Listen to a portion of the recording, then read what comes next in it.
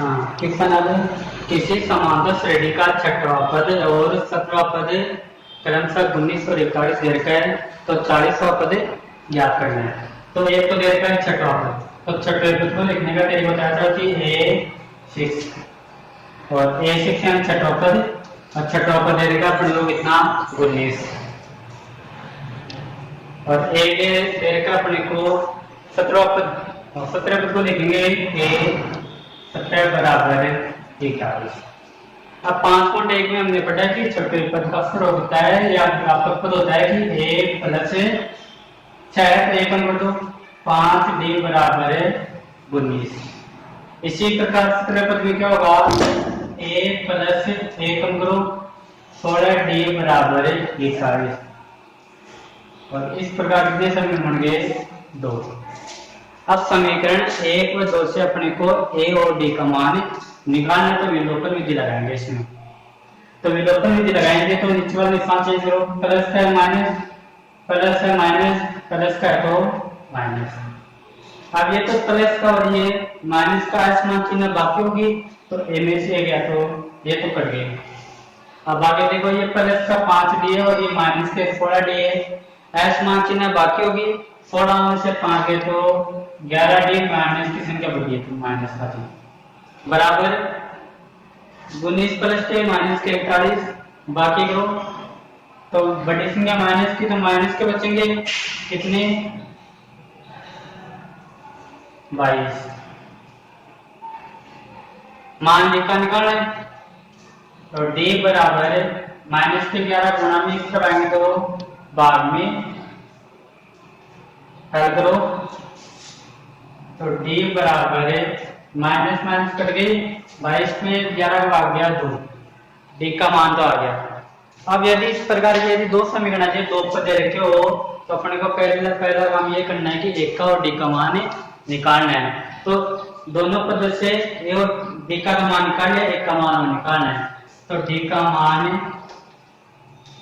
या तो समीकरण 1 में रख दो या 2 में, तो समीकरण 1 में रखने पर तो 1 में मान रखेंगे d का, तो को a की जगह a प्लस 5 इंटू d और d का मान अपने पास आ रखा कितना 2 इंटू में 2 बराबर में 19।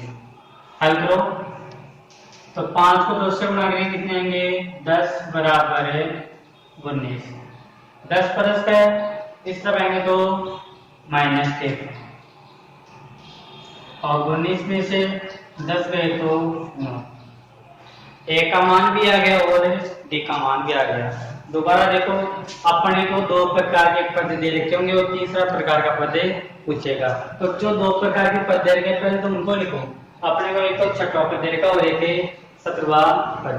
छठवें पद का व्यापक पद बताया था 5.1 में कि छठवें पद का क्या होता है a प्लस 5d। ये बताया था कि d में जितना ये है उसमें से 1 कम कर दो, तो 6 है तो d के साथ कितने आएंगे 5, तो a प्लस 5d बराबर दे रखे 19। एक दे रखा 17वां पद, तो 17 पद लिखो a प्लस 1 कम कर दो 16d बराबर 41। तो ऐसे आएगा a plus n minus 1 into d के सूत्र से आएगा। दोनों समीकरण आ गए, दो समीकरण आ गए तो विलोपन विधि से अपने को a का मान निकालना और d का मान निकालना, तो निशान चेंज किए तो d बच गया, d का मान है कितना 2। अब a और d का मान निकालना, d का तो आगे 1 और चाहिए, तो जो d का मान है या तो समीकरण 1 में रख दो या 2 में, तो हमने समीकरण 1 में मान रखा, तो d का मान समीकरण 1 में रखने पर a का मान भी आ गया कितना 9।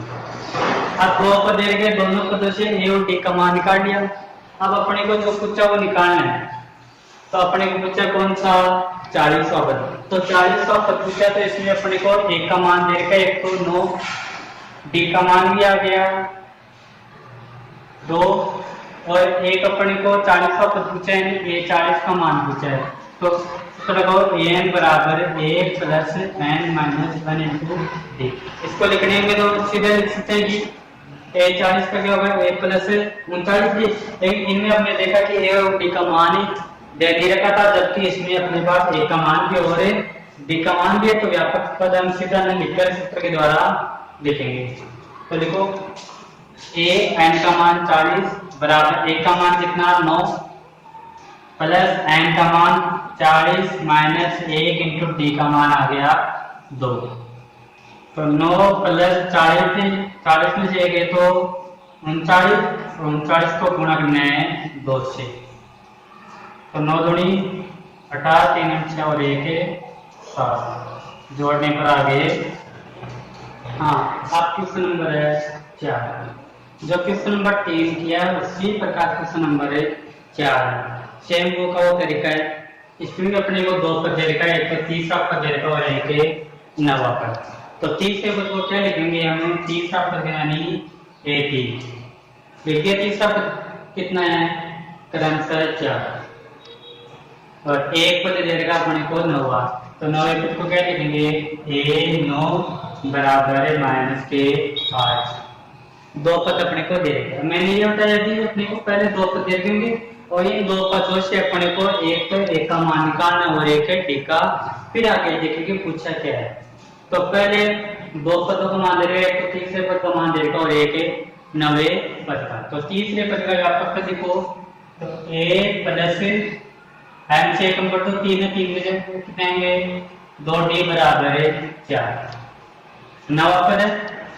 तो ए प्लस एन माइनस कम करो यानी ए कम करो 9 है तो कितना होगा 8 बराबर माइनस के 8 हल करो। तो निशान चेंज करो प्लस का माइनस माइनस है तो प्लस ये प्लस का ए माइनस का ए है समान चिन्ह बाकी होगी ए में से आ गया तो ये। अब डी वाले में ये प्लस का और ये माइनस का समान चिन्ह बाकी होगी तो कितने हो गए माइनस के 6 बराबर। अब 4 भी प्लस का और 8 भी प्लस का है तो प्लस के कितने बच गए अपने पास है 12 मान आएगा किसका डी का। तो डी बराबर है माइनस के 6 गुणा में इस प्रकार तो बाद में तो डी का मान आ गया माइनस का 2। अब मैंने ये बताया दोनों समीकरणों से एक तो ए का मान आएगा और एक है डी का। तो डी का मान तो आ गया मान से अपने को ए का हो तो डी का मान या तो समीकरण 1 में दो या समीकरण 2 में। तो समीकरण 1 में मान रखेंगे तो डी का मान समीकरण 1 में रखने पर तो डी का मान माइनस 2 ये माइनस 2 समीकरण 1 में रखेंगे तो एक की जगह तो ए प्लस 2 इंटू डी डी का मान कितना माइनस का तो ब्रैकेट में लिखो माइनस के 2 आ गया 4 तो बराबर है 4 एक 2 को 2 से मल्टीप्लाई करो 4 निशान बना लो प्लस माइनस बराबर है 4 ये माइनस के इस पर आएंगे प्लस के तो a बराबर 4 प्लस 4 एक का मान आ गया 8। पहले ये बता देंगे इन दोनों समीकरणों से एक तो एक का मान आएगा और एक है d का a का भी मान आ गया और d का भी। तो a और d के मान आने के बाद में अपने को जो पूछा इस पर ध्यान दीजिए। तो पूछा क्या अपने को इसका कौन सा पद सुनिए कौन सा आ गया इसका मतलब किसका मान दे रखा अपने को an का मान दे रखा है। an का मान कितना है सुनिए कौन सा पद दे रखा है यानी an का मान है कितना शून्य a का मान कितना है 8 d का मान है -2 बच गया a के मान कौन सा n का मान अपने को ज्ञात करना है। तो an का मतलब हो an बराबर a plus n minus 1 into D. an का मान है 0 a का मान है 8 n का मान ज्ञात करना है और d का मान है -2। पहले ब्रैकेट हम करेंगे तो ब्रैकेट में भी जाके बता देंगे तो ये मल्टीप्लाई करो 2 को n से गुणा किया 2n प्लस माइनस से माइनस 2 को 1 से गुणा किया 2 माइनस माइनस से प्लस 0 बराबर 8 माइनस 2n प्लस 2 0 बराबर 8 और ये 2 हुए 10 माइनस 2 है। अज्ञात मान जो n बचा इसमें तो माइनस का 2n इसका आएगा तो प्लस का 2n बराबर 10 तो n बराबर 2 गुणा में इसका आएगा तो भाग में और 10 पे 2 का भाग दिया 5, तो कौन सा पद शून्य होगा? अतः 5वां पद क्या होगा? शून्य होगा। हाँ, क्यों पद नंबर 5 कि किसी समांतर श्रेणी का तीसरा पद दे रखा है, तो तीसरे पद को क्या लिखेंगे हम? पहले a3 बराबर 16। एक तरीका से लगाओ, a प्लस एकम तो 2d बराबर 16, समीकरण एक तो आ गया। अब अपने को चाहिए एक और समीकरण, तो अपने को इसमें थोड़ा क्वेश्चन चेंज कर दिया। एक पद तो दे रखा है, लेकिन दूसरा पदों की तुलना दे रखी है। अपने क्या दे रखा है कि जो 7वां पद है, तो 7वें पद को क्या लिखेंगे? a7। जो 7वां पद है वो क्या है? 5वें पद से 12 अधिक है, यानी दो पदों की तुलना आ गई तो बराबर में आएगा 5वां पद। 7वां पद क्या है? जो 5वां पद है ये काट दिया, 5वें पद से अधिक है, अधिक यानी प्लस कितना? 12। अब देखो ये 5वें पद को इस तरफ लेके इसको जाएगा माइनस का, बराबर है इस तरफ बच गए 12। अब 7वें पद में से 5वां पद घटाना है, तो पहले तो इसको लगाओ 7वें पद का, और फिर लगाया अपने को 5वें पद का, फिर बराबर में 12। तो 7वें पद का क्या करें? a प्लस 6d माइनस 5वें पद का क्या है? a plus 4d। अब ब्रैकेट में करेंगे तो a प्लस 6d, ब्रैकेट के बाद माइनस है, ये माइनस इस ब्रैकेट से क्या होगा? गुणा होगा, तो गुणा करो, plus minus minus plus minus minus के 4d बराबर है 12। सजाती पदों की जोड़ रखी जाएगी, ये भी a यानी सजाती पद है, ये प्लस का ये माइनस का a में से गया, तो ये तो कट गया जी, बच के d वाले पर। ये तो प्लस का और ये है माइनस का है, समान चिन्ह बाकी होगी, 6d में से 4d गए तो 2d बराबर है 12। d का मान आ गया, तो d का मान कितना आ गया? 2 गुना में इसका लगा तो बाद में d का मान तो आ गया 6।